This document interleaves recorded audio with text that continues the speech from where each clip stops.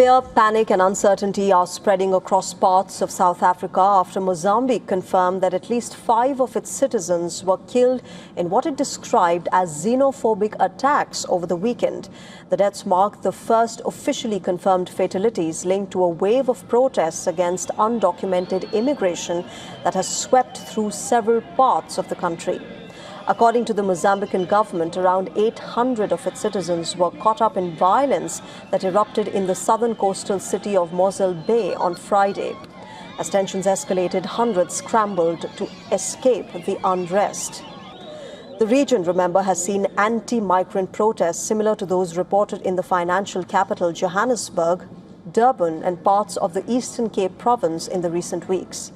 Last Wednesday, the first group of Ghanaian nationals repatriated from South Africa arrived in Accra after waves of anti-immigrant protests heightened safety concerns within foreign communities.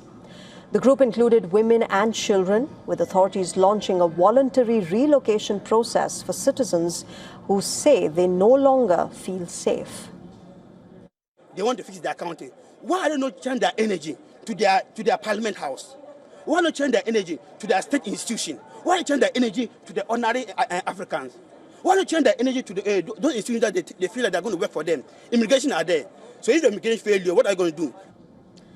South Africa, the continent's most industrialized economy, has long been a destination for both legal and undocumented African workers.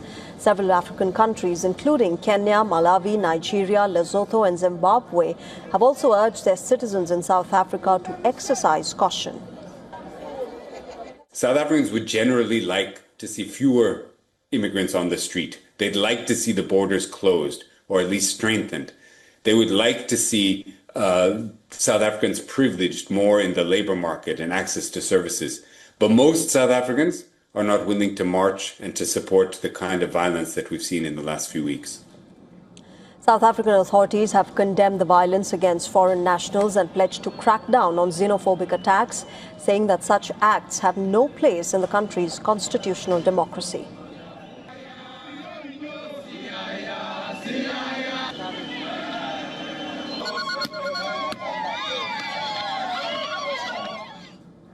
Well, listen in to WION's Kalden Ongmu, who has been tracking the developments from Johannesburg. Anti-immigrant groups have threatened that all illegal and undocumented foreigners should leave South Africa before June 30th or face consequences. March and March organization says it will go ahead with its planned nationwide shutdown this month end unless the government takes stricter action against undocumented foreigners. March and March has been protesting against illegal immigrants since its formation in early 2025, but tensions since then have escalated, with heated clashes in recent weeks. Authorities have cautioned South Africans not to take law into their own hands and said every protest must take place within the framework of the law. This is Kalden Ongmu from Johannesburg, South Africa for WION World is One.